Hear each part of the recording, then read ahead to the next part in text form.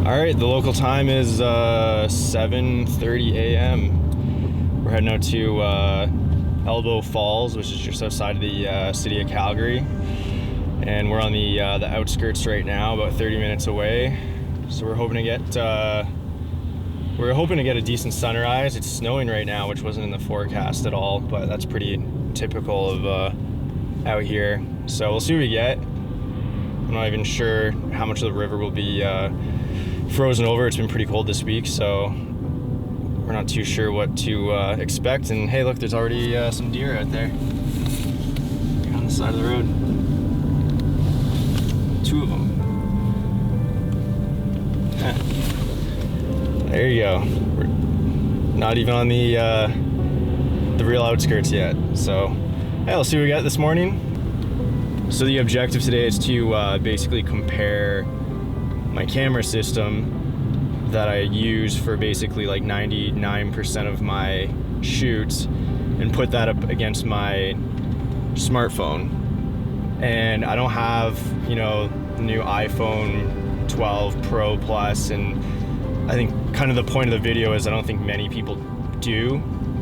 A lot of people are kind of have, you know, a lot of people have like maybe an older smartphone that doesn't have the wide angle lens on it and all like the extra bells and whistles. So I wanted to make like kind of an approachable video of how not to use your phone and some of the drawbacks and the comparisons of like, you know, a professional camera system versus smartphone.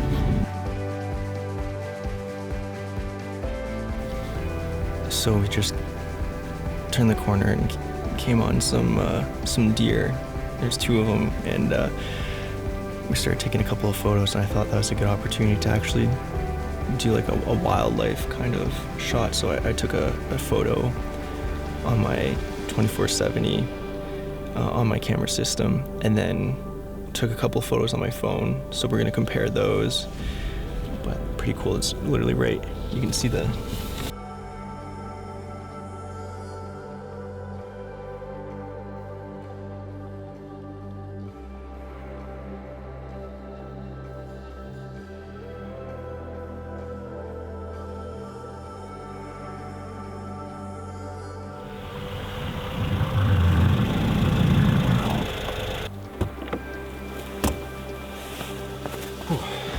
All right, we are here at Elbow Falls. It took a little bit longer to get here, just because of those deer on the side of the road. Take advantage of that. We could tell that the sunrise wasn't gonna have any crazy colors, so we knew that we could kind of afford the time.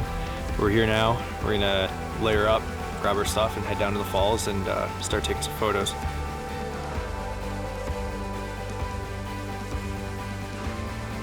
You can tell how much it's snowed just in the past couple of days.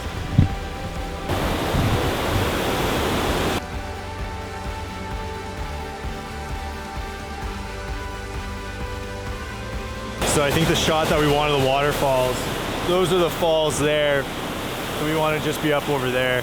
It's just going to be interesting to see what the limitations are on the phone versus the camera, because I think I'll be able to do a lot more on the camera, especially in this particular circumstance. All right, let's get to it. All right, so I found what I like with this shot. I'm shooting at about 40 millimeters, so I'm zoomed in just a little bit. And I'm doing like a longer exposure. So I started out about a second, 1.6 seconds, went down to 1 second, and then did 0.8 of a second, and just created like a long exposure, kind of like smooth looking waterfall. So I'm gonna try that now on the phone. On the phone, I have an app that I can use to actually manually override and do like the manual mode for the settings, so I can choose the ISO and the shutter speed. So I'm gonna see if it stabilizes the same way or what it looks like in comparison to these photos, which I actually kind of really like. Of this that I'm finding right now is that I can get a decent photo, I can get the composition in the same way that I like with the other one, and I can manipulate the ISO and the shutter speed, but I can't manipulate the aperture.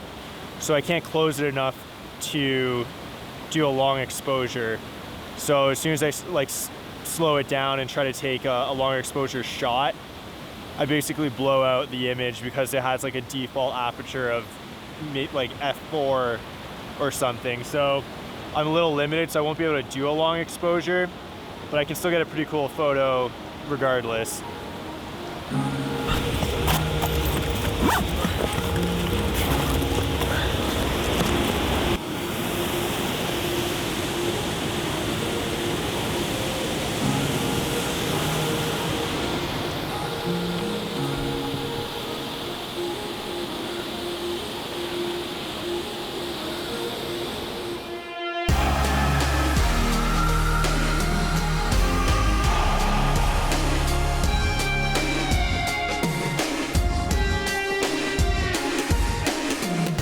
All right, next stop, we're at Forget-Me-Not Pond, which is just down the road a little ways from where we were at Elbow Falls.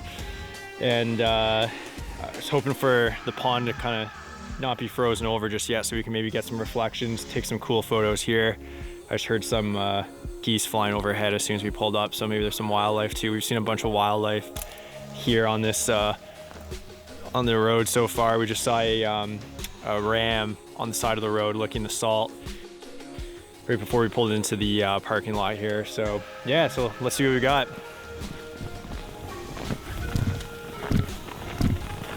Real nice, cool. So there's definitely it's not glass-like reflections, but there are some reflections.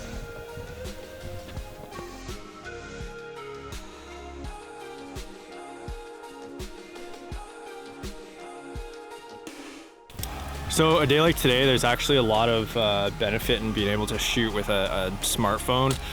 And the reason for that, with the kind of the setting that we've had all morning so far, is that there's a lot of cloud coverage, which really diffuses the sun. So there's not like a really high contrast, like a high dynamic range scenario where you have really dark shadows and really high blown out highlights. Everything's kind of really flat, which is where like the smartphone will be able to kind of work at its most optimal. Whereas with a camera, you have so many more stops of dynamic range. Something like the A7R III has something like I think 11 stops of dynamic range. So that's a huge spread, whereas a cell phone with a small sensor is only going to have a couple of stops. So we'll see later when we pull it out in post and pull on the shadows a little bit and try to play with the contrast lines. We'll have a lot more to work with, and we won't have blown out highlights, which is really like for anything digital is what you want to avoid the most. So a day like today, you could actually use the cell phone and get away with a lot of stuff. Whereas if there was no clouds today, there's just, you know, by this time of the day, 10 a.m. in the morning, the sun's too high in the sky and you're gonna get really kind of just like really shitty photos. So today works for that. So we're gonna take a couple more photos with the cell phone, take a couple more photos with the camera, do a couple more side-by-sides, and hopefully you can see what I'm talking about.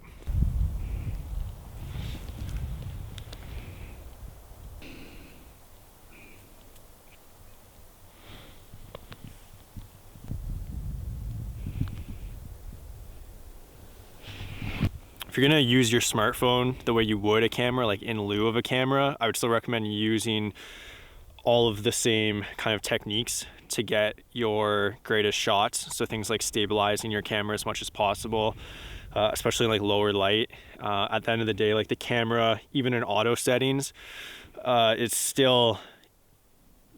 it could be a slow shutter speed where you need to stabilize your shots. You might still get some blur because a lot more things are like automatic doesn't mean it's not subject to the same kind of challenges or shooting conditions or scenarios or things like that. So definitely, like, you know, still stabilize your shots. Make sure that you're setting up your compositions the same way. I always have like my grid, so like my rule of thirds set up on my screen on my cell phone, just like I would on my camera. So I try to make as many things kind of like transferable or like comparable as possible, so that it's kind of like a one-to-one scenario and it's not like I'm shooting on a completely different device. I try to make it as you know, similar as possible, and that goes with the way I set it up and how I'm shooting it, whether it's like raw files or in this the case of this cell phone, it's DNG files instead of JPEGs.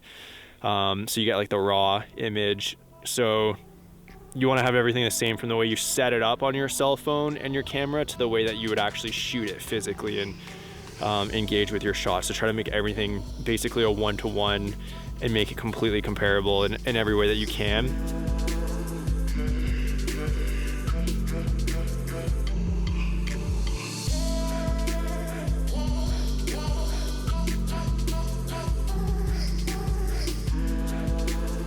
All right, so we've done a couple long exposure shots. We've done a couple different compositions of that at Elbow Falls.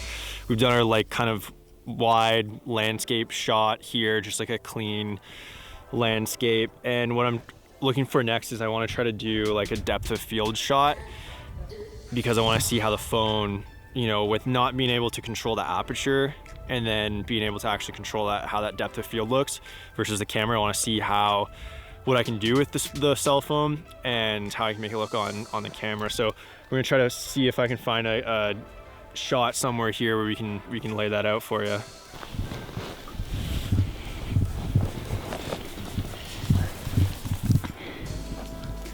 A little bit of foreground here with the bushes. It was kind of neat the way that the snow collected on top of it and just kind of created a little bit of contrast with some of the orange leaves, the blue lake, and then the white background. So I think we'll head back now. Okay, so we're back in town now. I've got my coffee and I've just finished going through the photos that we took on the camera and on the cell phone, and I've put everything through kind of just a really generic, like soft edit, basically just pulling on the contrast lines a little bit, and then basically doing the same thing on both devices and both photos. And because they're both raw files, and we've selected that, you know, in the camera, and we selected that intentionally in the phone because the defaults are, you know, going to be JPEG files. We have pretty good data. They're both pretty big files, and there's actually lots to work with. And I was actually kind of a little bit surprised with how much we had to work with the photos from the cell phones. I'm going to show you the photos on their own first, and then we'll do kind of a side-by-side comparison so that you can really measure up and see exactly how they differ from each other. And yeah, we'll jump right into it right here. So we've got the first set here.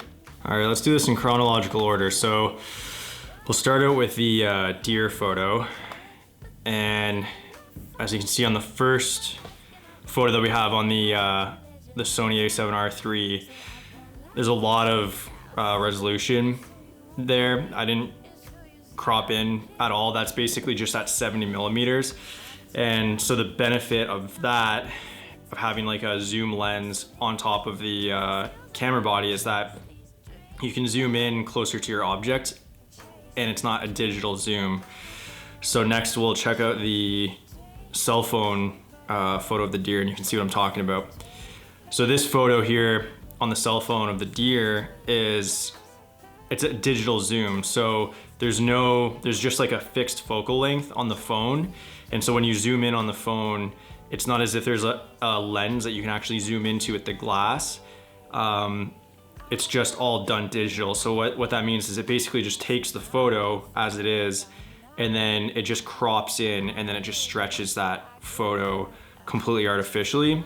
So it makes it look, you know, with this kind of definition and that kind of size file, it's pretty bad. I wouldn't, you know, I wouldn't share that. I wouldn't use it for anything. In this case, I think if you have to zoom in with a cell phone, pretty much at all, I really didn't zoom in too much either. I mean, if you remember from the video, the deer was right next to the car almost. It was about 25 feet away or so. Yeah, this is definitely a scenario where you can't really get away with just using a cell phone, unfortunately. All right, next we have the wide angle shot from the Elbow Falls waterfall lookout, and that was really cool. It was snowing super hard, and it picked it up in the photos like really well, which is kind of cool. It was the way the light was, like, even though the sun was actually kind of rising behind us, but the way that it was like refracting off of the clouds, it was kind of in a way like backlit a little bit, so you could see the snow really well. And I mean, it's a cool scene. All the virgin snow looks really pretty. And this is one of the scenarios, because the light was so even, the cell phone photo actually looked really great.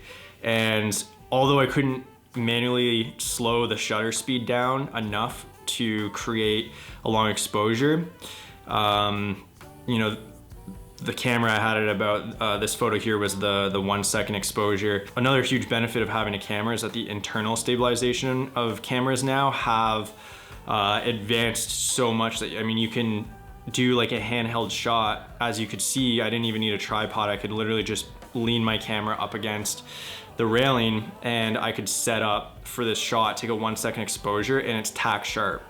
And that's at 24 millimeters. So the difference here with the cell phone shot is that there's no internal stabilization, at least not in a way that's comparable to the cameras. So even if we could have done like a 1 second exposure, the same way as we did with the camera without blowing out, you know, and using like an ND filter or something like that, I think it would have just come up super blurry and not usable anyway. So I think we would have been stuck taking this kind of photo. I still really like the way it turned out, but you know, your options are just really limited in comparison in this case scenario, again, where you're trying to do something creative and do like a longer exposure. I think another thing that I noticed here when I was editing these photos is that the final product looks all right, but if you really look closely, you can see that all the highlights are blown out. So the camera, like the sensor didn't do the same job at effectively kind of crushing those highlights and still like retaining a lot of detail in the shadows. If you look at the camera photo, you can still see that there's a lot of detail in the blacks, and the blacks are really, there's a lot of information there, and there's still actually a lot of information in the whites too, like the snow, even though it's really bright, it's not just like washed out. Whereas in the camera, if you look closely, you can actually see that the whites are a little bit washed out. I'll check out the tighter shot that we took there too, with a little closer composition. So this is another case scenario where I had to zoom in. This time I zoomed in a little bit less on the camera, but looking at the camera photo first, you can see, you know, it's sharp. It's actually not as tack sharp as when I shot at 24 millimeters, because this is at 70 millimeters and it's about at 1 second as well. And what happens is when you zoom in at 70 millimeters and you have that little bit of camera shake at like a 1 second exposure, it's a little harder to stabilize. So you're left with like a little bit more of a blurry image. It's passable here. It's passable because of like the size it is on the screen, but if you were to blow it up, you would definitely notice it. And with the camera, again, same scenario, I couldn't slow it down and do a long exposure here. So it's just a straight up, straight shot of it. It's still a nice shot. Again, you can really tell that the quality deteriorated really quickly when you had to zoom in. I zoomed in probably about half as much as I did with the deer, and you can tell because it looks twice as sharp without looking so horrible. So this is passable. This is like definitely like if you're gonna share with your friends and family, like, hey, I was here today, look, check this out. You know, it's kind of cool, but I don't know if I would be super proud of it and you know, post it online or anything like that. So we'll check out the pond shots that we took right down the road from Elbow Falls. And the first one is just that kind of clean, classic, no frills landscape shot. Just like a rock in the foreground, a couple of leading lines kind of pushing out to the mountain there. It was a really nice still scene, so it was kind of cool. This is probably something that, like, as a photo, I wouldn't be super proud of and, you know, put on my website as like a portfolio shot. But it is definitely, if I was doing like just video stuff, it's a good like establishing shot. So I think it's kind of important to throw in there.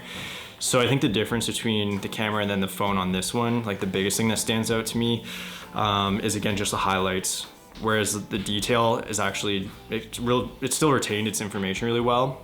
So again, as far as just like sharing memories, I think this one's totally passable.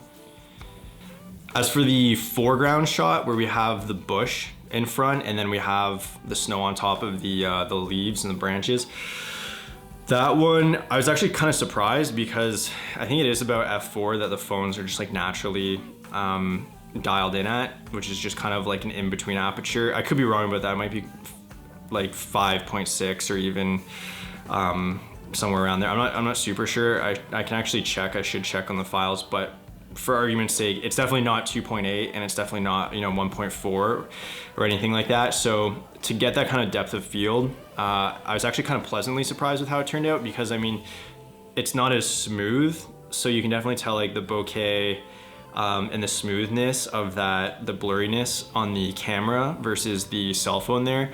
The camera one definitely looks better, and if you were to blow it up, it'd look way better. But again, as far as sharing videos like this, and as far as you can see on the screen, there's actually not a huge difference. And this is where I noticed when I was editing as well, that there's a huge difference in the white balance between the two systems. So I noticed that like Sony, especially in like whiteout scenarios, like wintertime settings like this, it always defaulted a lot more on the purple tint side of the hue spectrum. And you can tell by comparing, because I didn't touch these photos a lot. They're really, it's again just the contrast, the lines, and a little bit of clarity and stuff. So I didn't touch the white balance, and it came out really purple, whereas the cell phone actually came out a little bit more on the green side of the scale, which I actually prefer if I were to edit these in a way that I would kind of a more polished version. That's how I would actually choose to edit it on the Sony files. They're definitely too purple overall for my taste, but I just thought it was interesting that the camera sensor actually picked up the white balance almost a little bit better than the camera did. So I thought that was pretty interesting, and you can probably see it there in that photo, in that comparison, like pretty clearly. All right, well, thanks so much for watching, for hanging out with me today. It was a lot of fun heading out to the mountains.